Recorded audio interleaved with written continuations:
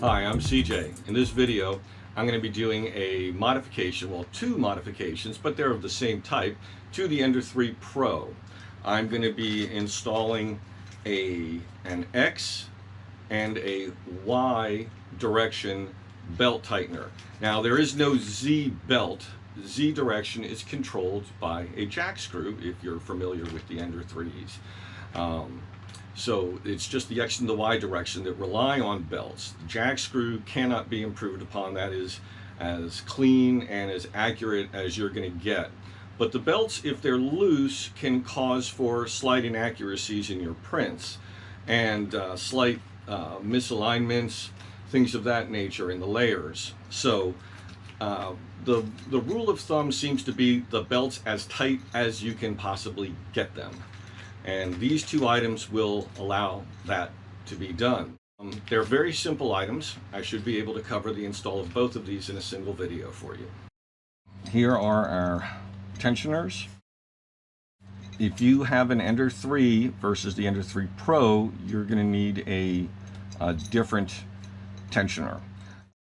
The Pro has the double wide, double tall aluminum profile, and so it's a different tensioner.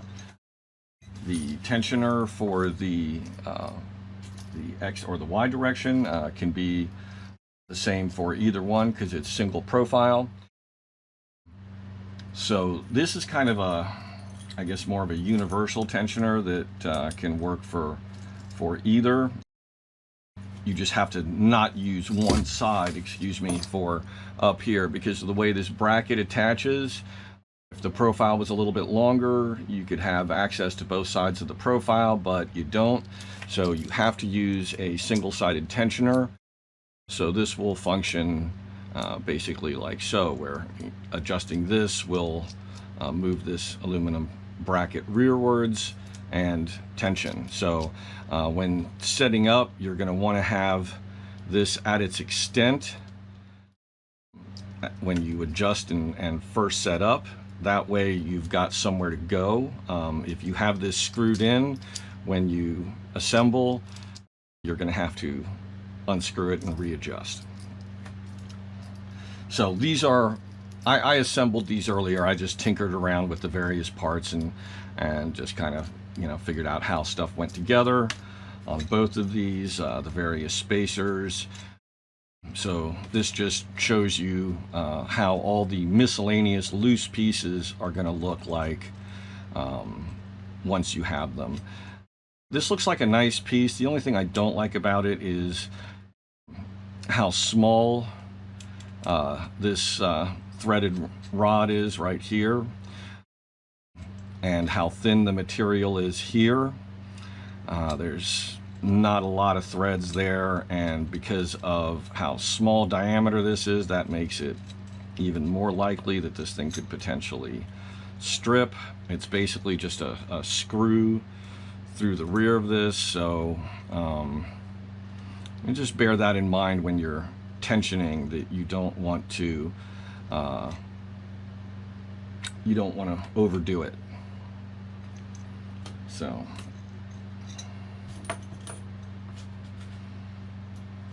another thing is that because this thing is just a screw going through, this knob, which has a brass insert, wow, I'm just dropping everything.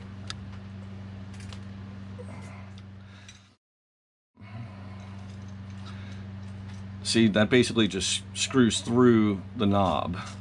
So when you're tensioning this, you're actually turning it in the opposite direction.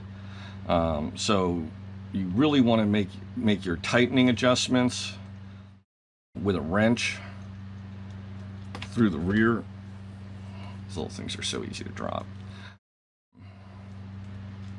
That's just gonna work better than twisting the knob, because twisting the knob is just gonna run the knob in off of the head of the knob here. Now, one solution might be during initial assembly to put some red Loctite at the inside of this and locking it down, but you know, that's up to you. I'm just going to go ahead and tighten it with a wrench. But like I said, I would just be careful not to over tight. You don't want to strip the threads here. Oh, and as you can see, these are not stock. This is just something I threw together off a print. I'll include the link to the Thingiverse file. Someone else did a very nice job of designing these, and they basically just slide into the grooves on the lower piece here and on the piece over here, so it's nice and the base is very stable, doesn't go anywhere. So first step is taking off the old assembly, and I'm going to speed some of this footage up so you don't just watch me undo nuts and bolts, and as usual I will slow that down anytime I'm talking.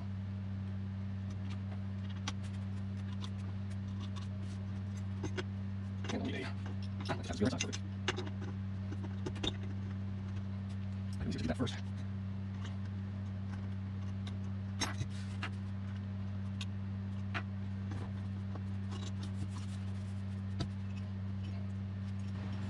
I always like to save old assemblies. You never know when you're gonna want to, even if you never use it for the intended purpose, you might find that the bolt or the bearings or the spacers come in handy for some other project down the road. These bolts thread into tapped holes in the aluminum profile, whereas these are using T-nuts. Now that might provide an interesting option, and I'm going to see if the holes are the same distance apart and how this is going to work with the tensioner, because I may be able to just use the original bolts and bolt this into the original holes, and if not, I'll just use the provided T-nuts. That'll work just fine.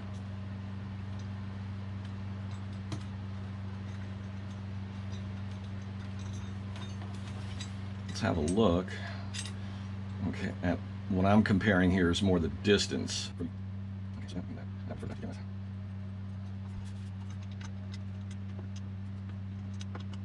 This probably would be easier without this in the way. Unfortunately, I have to leave it there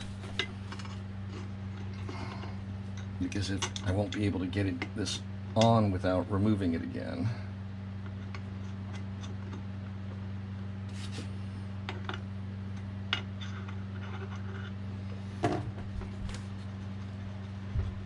Okay, those two bolt holes are not the same distance apart as the holes on this piece, so using the old hardware and the old mounting positions is not an option. No problem. So these T-nuts are supposed to be able to be twisted tight. In other words, you can put them in from the side and then rotate them into position because they are slightly beveled. Let's see how that goes.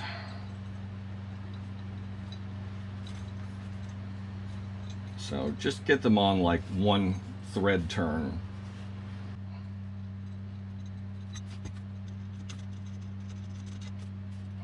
The fun part is getting all these spacers into place.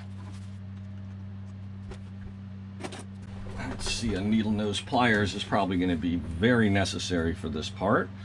Let me try to move the camera in a little closer here.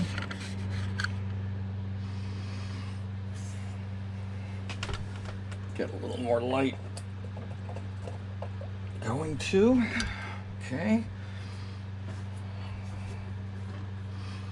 So now at this part, what I need to do is get this on here, and this might actually prove to be a difficulty. We'll see.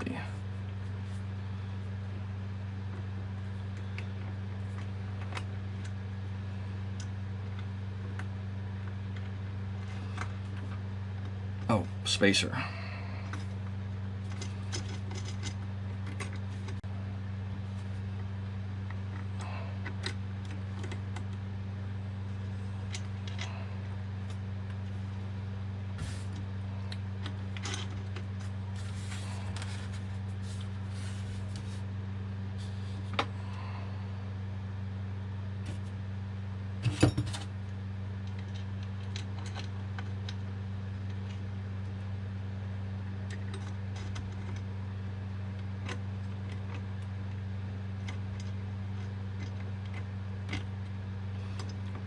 Forgetting the spacer again. Okay. Spacer number 1. You know, that actually was working really well.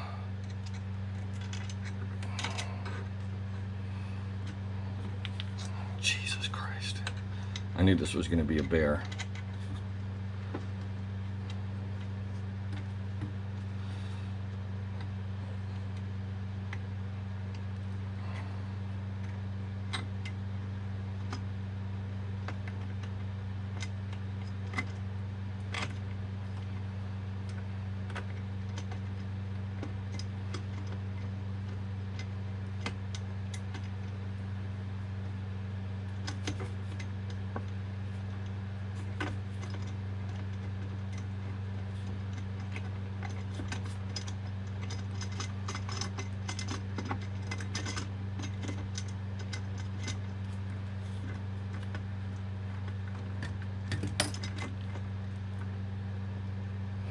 Okay, so now I need to get that other inner spacer. This is where the needle nose pliers is going to come in.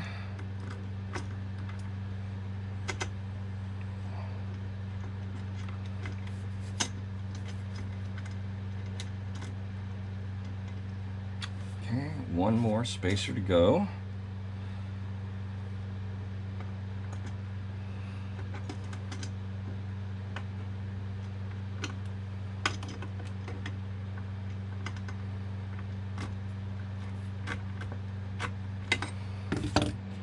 Hooray.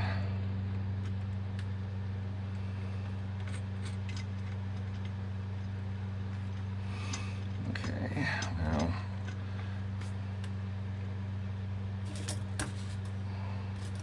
I'm going to go ahead and adjust the tension on this. Now this doesn't have to be tight. In fact, you don't want it to be, because you want this to be able to slide forward and backward. But you don't want it, you know, jiggling around, and you want to eliminate as much play. And as you can see, there's space here. This piece is probably going to compress a little bit. And I'm going to see, okay, this is a potential concern. That's not the right size either.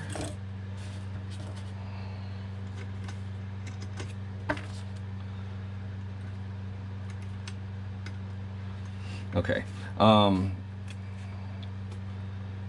See if I can get in a little closer. Okay, as you can see, there's space here, and this is steel, so compressing this to eliminate this wiggle right here, probably, you know, considering how, yeah, there's only a little bit of gap there.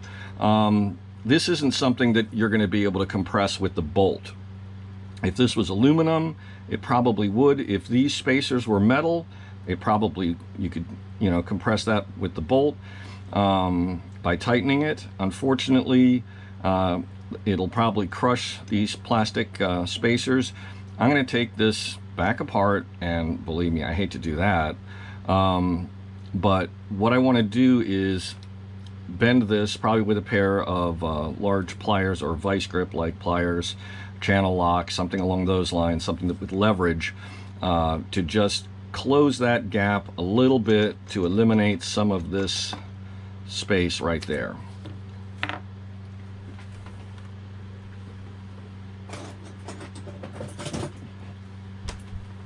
And this is probably the perfect item to do that with. So let me start by taking this apart, put my hand under here to catch all the spacers which are about to drop.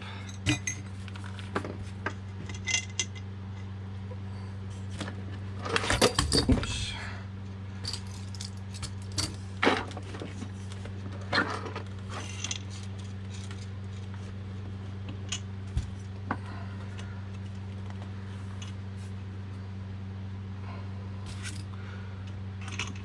Trying to get that little bearing wheel out of here.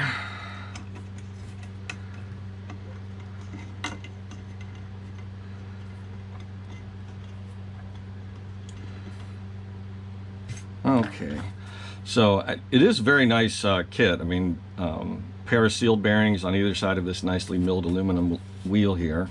So here's our spacers. Make sure nothing's getting away on me. Bolts.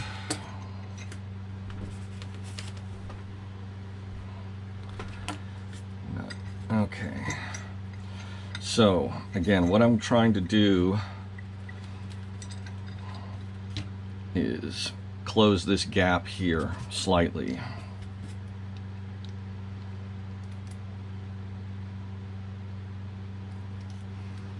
And I mean slightly.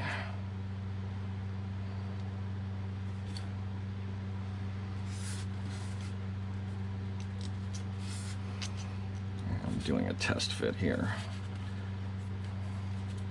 I'd rather there be a little wiggle room on the outside than on the inside, not for any specific reason, just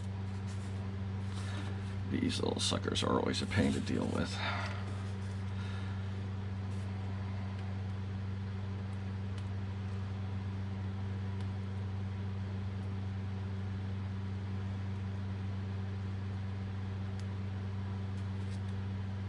There we go. Okay, so now there's very little space. I don't think I'm going to try to tighten that any further. I'm going to just go with that.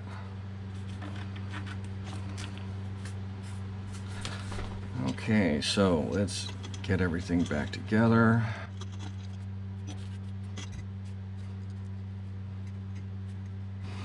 Be very careful when you thread this in. You do not want to cross thread this. If you cross thread this little tiny bolt here, you are going to be ruined. That'll be the end of the kit.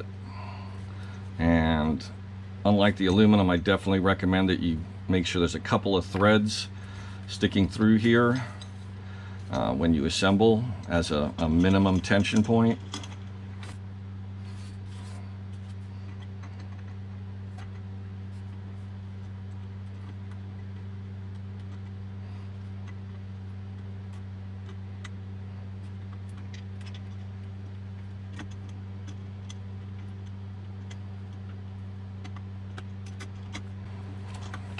Now we got to get one spacer in that last spot. You want to be careful with these. The needle nose doesn't like to grip them. They're nylon, so they're slippery.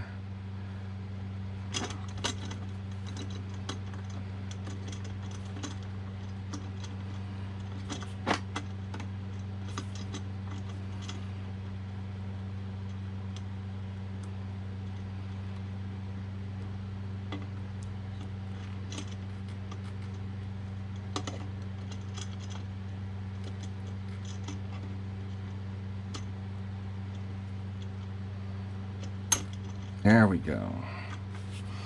Okay, gotta ease that back out enough to make room for the last spacer to go in.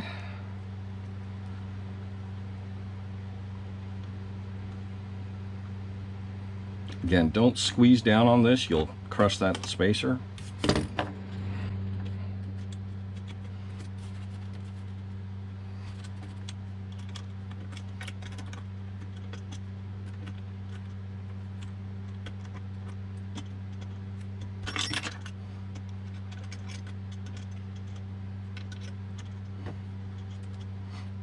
Okay, so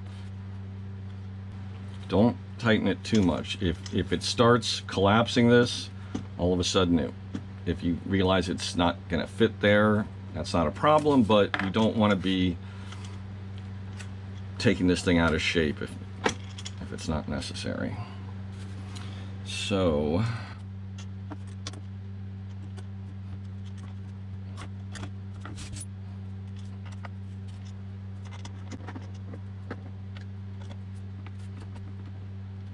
okay, so now it's already reasonably tight, but you want it as tight as possible. So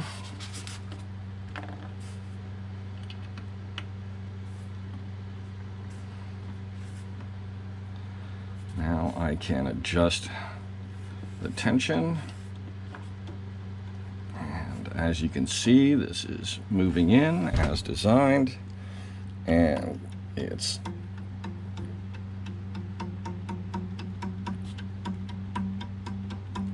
you hear that? You hear the pitch going up the tighter I make it. So that's very tight. It's not ridiculous, but I think that's a good starting point. So one done, one to go. This one's going to be simpler because there's less spacers to worry about. There's more items are pre-threaded. I need a larger wrench size there. So as you can see, there's no spacers. We've got ball bearings just like the other one. This aluminum block here is threaded. This thread's in there, and it's not a bolt going through. That threaded rod is a molded fitting into this aluminum or plastic knob. So now I'm going to move the camera. Okay, so I need to remove these two screws, and then this will slide in and I can get that off. Simple. This also has bearings, functional piece, but this will function better. So first thing we're going to do is put this wheel in place, and then we will slide this on.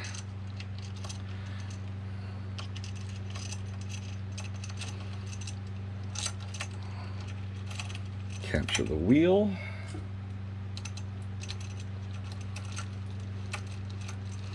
Now this one you also don't want to over tighten because you don't want to collapse this aluminum piece onto the sides. Just want to snug it down. Okay, and we're going to just pull this out to the edge there and then tighten these down. Wrong size.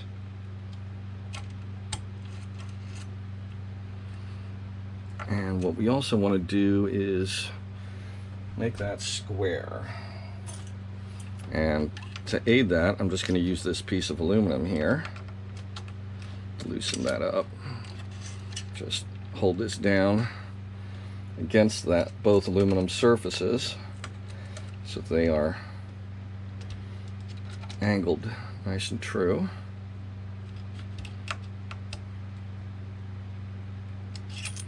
There we go. And now I can tighten this up.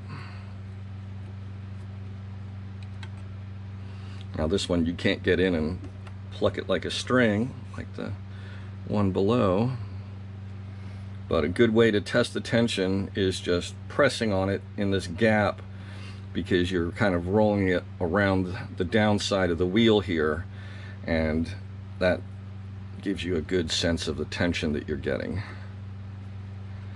And that's nice and tight. Everything moves smooth, as does our bed. So there we go. So tensioners are all done. As I mentioned before, I recommend keeping all residual hardware, and you never know when you're gonna make a change or a modification or something breaks and you need pieces. Well, that concludes the modification of the tensioners. I hope you enjoyed this video. If you have any questions, please put them in the comments below.